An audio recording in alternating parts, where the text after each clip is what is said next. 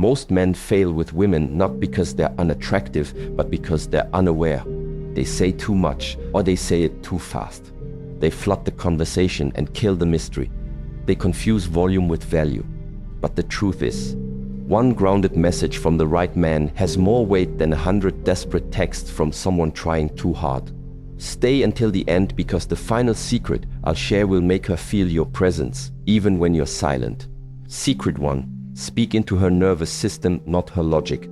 Most men think communication is all about logic. They assume that if they say the right thing, make the right joke, or craft the perfect sentence, she'll respond with interest or desire. But they completely miss the truth. She's not reading your texts with her logical mind, she's feeling them with her body. A woman doesn't process your message like a math equation. She absorbs it like a vibration. The words, the emojis, the timing, they either settle her nervous system or disturb it. They either make her body relax or contract. That's the secret most men never realize. Women respond to the energy behind your words far more than the words themselves. You might be wondering why sometimes a woman goes cold after you send a long, thoughtful message. You poured your heart into it. You explained yourself. You were vulnerable, maybe even poetic. But she didn't respond, or she did, but something felt off.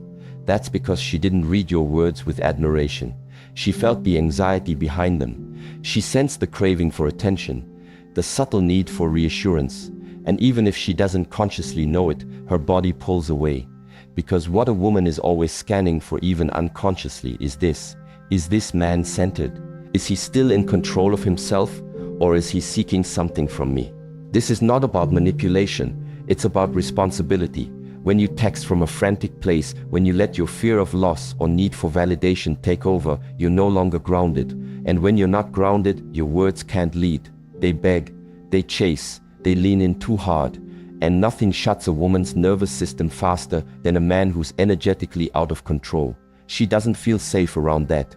Not because you're dangerous, but because you're leaking. You're not holding your own frame, and a woman's body will always recoil from that. So what do you do instead? You build a habit of returning to yourself before you speak.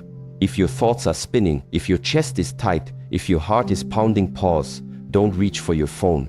Don't dump your tension into her inbox.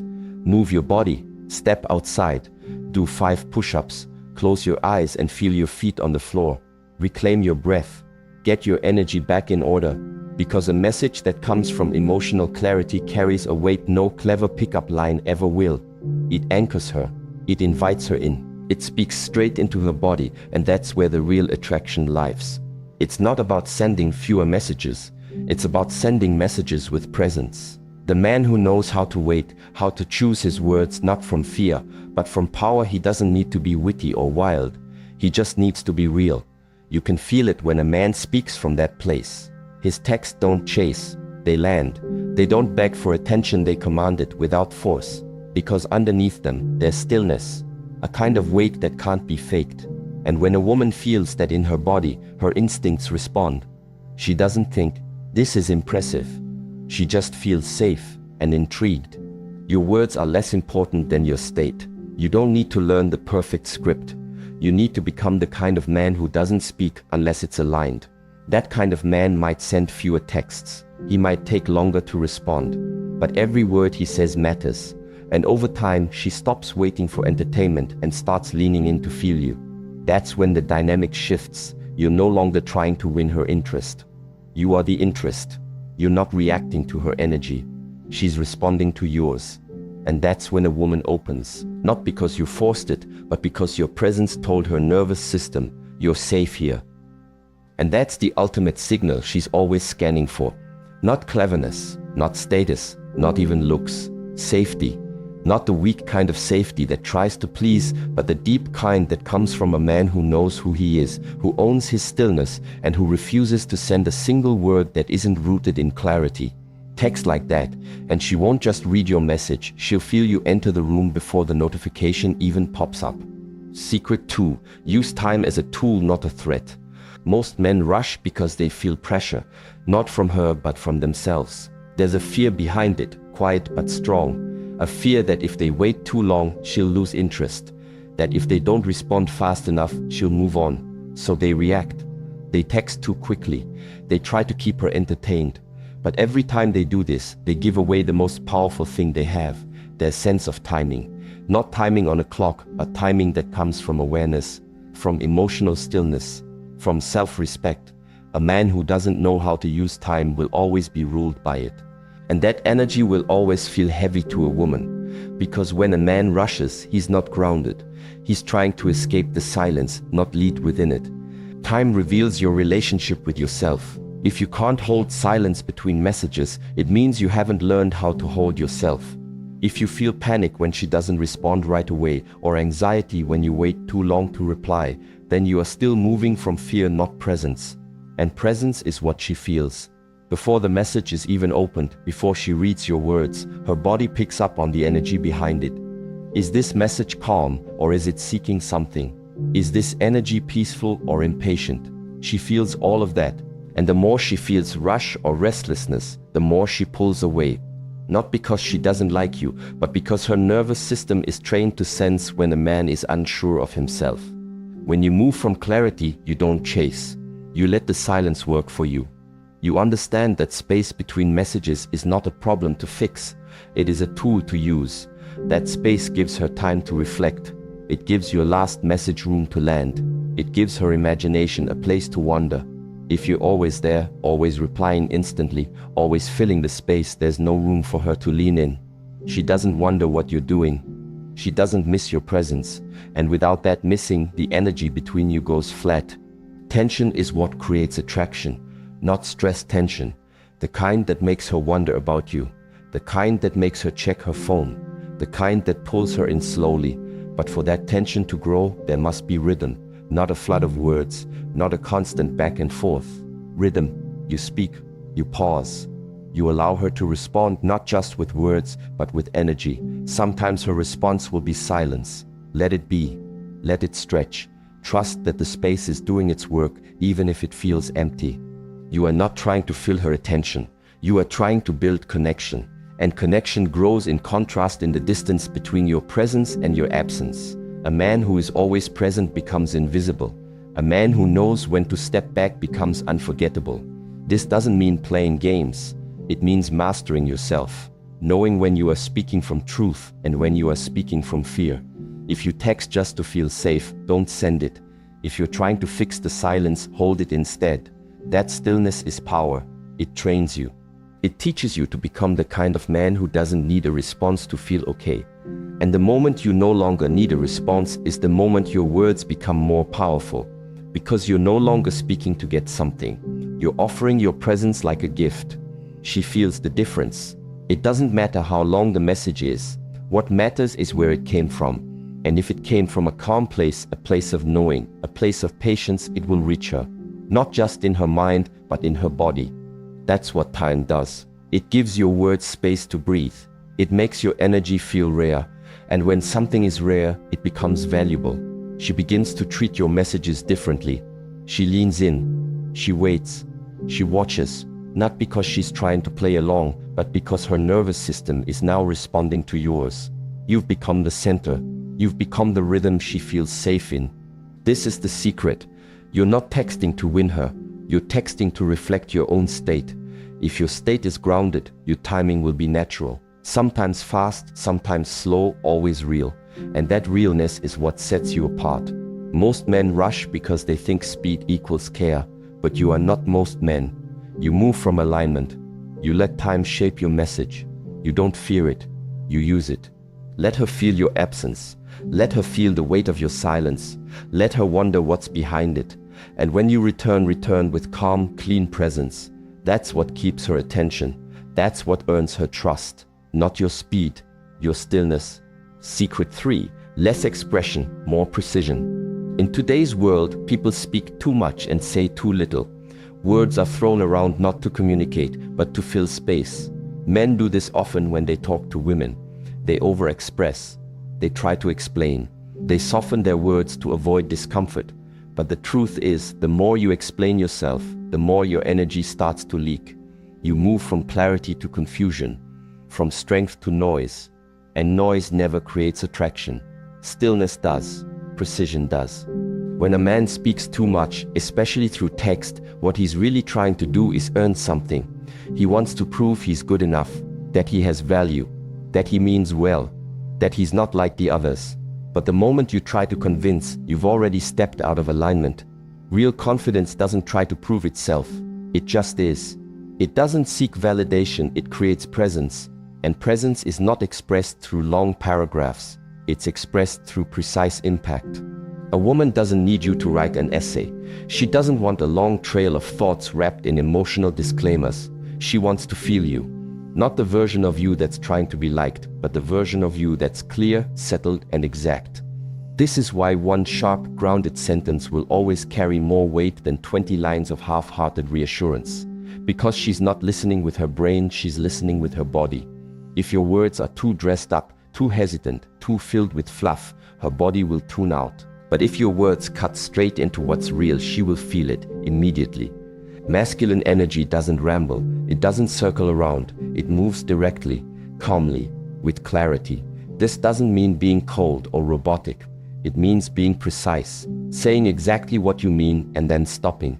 The moment you feel the urge to keep explaining is the moment to go quiet. Let your words breathe, let them land. A well-placed sentence followed by silence is more attractive than a stream of effortful talking, because silence after clarity signals control. Control of your emotion, control of your energy, and that control is what she trusts. You don't need to be a poet. You need to be honest. Say what you feel without apology, not what you think will sound good, not what you hope will impress her. Say what's real, but say it simply. Say it once, then stop.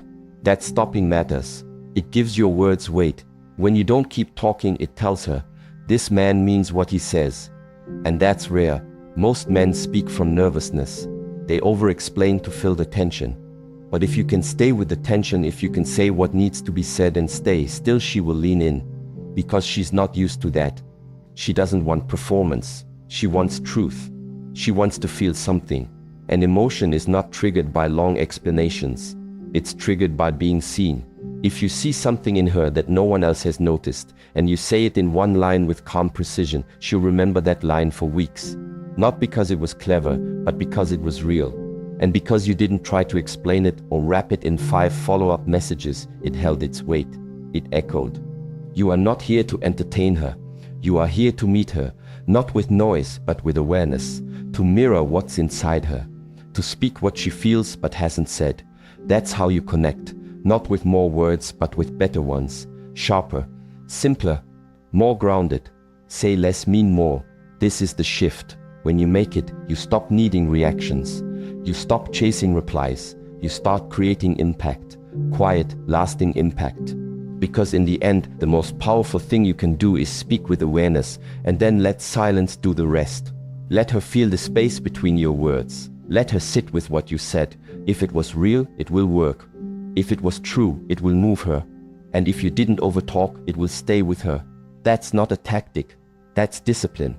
Discipline of the mouth, discipline of the mind, discipline of energy. Speak once, mean it, be done. Secret 4, mirror her tempo, then redirect it. Most men either push too hard or hold back too much. They don't know how to move with a woman emotionally, conversationally, energetically. They treat every exchange like a race or a game, not a dance. But connection isn't built through pressure, it's built through rhythm. And rhythm begins with awareness. If you want her to feel safe around you, if you want her to soften, to trust, to open, you first have to match her pace. Not overtake it, not trail behind it, match it. When you first start talking to a woman, observe how she communicates. How fast does she reply? How long are her messages? What's her tone like? Don't analyze to control, observe to connect. Because when you match her rhythm, she feels understood. And a woman who feels understood begins to relax. She feels like you're speaking her language. She feels like you're not trying to rush her or change her. You're simply with her, and that alone is powerful. But this is only the beginning. You're not here just to match, you're here to lead. Not by force, not by pressure, but by subtle redirection. And redirection can only happen after rapport is built. When her nervous system begins to recognize your presence as familiar, steady, and grounded, that's when you shift, gently, without words, through timing, through space, through how you move between messages. You begin to guide the emotional current, not follow it. Let's say she usually texts quickly. You mirror that at first, she feels seen. But once that pace is steady, you introduce pauses, a few minutes longer, a bit more stillness, less explanation, fewer emojis. Not because you're losing interest, but because you're changing the beat. You're giving her something to adjust to, and her body will notice, even if her mind doesn't. She'll feel a change in the emotional air.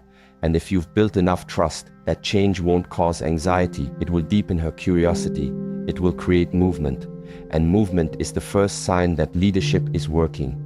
This is what most men miss. They think leading a woman means always being in charge, always directing, always moving forward. But true leadership, the kind that feels natural, that she leans into, begins with listening. Not just with your ears, but with your timing, with your restraint, with your awareness of where she is. Because if you move too fast for her, she'll close. If you move too slow, she'll lose interest. But if you meet her where she is and then invite her forward, she'll follow. Not because you asked, because she felt it. So how do you invite her forward? By changing your rhythm once she's comfortable. By using space to pull her in. If she's used to fast replies, slow down. Let your energy stretch. Let her feel a gap, not a disappearance, a pause. Something that makes her lean in just a bit. That leaning is the beginning of desire. If she's used to slow replies, bring a bit more intention, a little more precision. Not more effort, more presence. It's not about being unpredictable. It's about being alive in the moment, responsive, tuned in. That kind of presence is rare and powerful. You're not trying to confuse her. You're not trying to be mysterious. You're simply guiding the energy with care, with strength. You are the emotional thermostat in the conversation. You adjust the flow, the pace, the direction.